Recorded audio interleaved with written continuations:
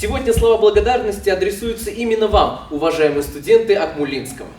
Президент России Владимир Путин объявил с 2022 по 2030 годы десятилетие науки и технологий в России.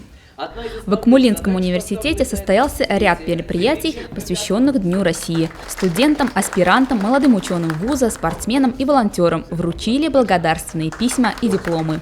В торжественной обстановке первый заместитель премьер-министра правительства Республики Башкортостан Азат Бадранов вручил ректору вуза сертификат от правительства региона на 15 миллионов рублей. Надеюсь, что этот подарок главы республики приумножит и человеческий капитал, научный капитал университета, республики и страны. Спасибо.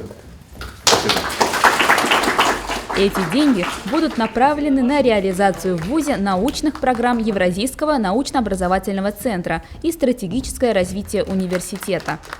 Такую поддержку вузам региона в январе 2022 года анонсировал глава Башкортостана Ради Хабиров, поздравляя Башгоспедуниверситет с 55-летним юбилеем.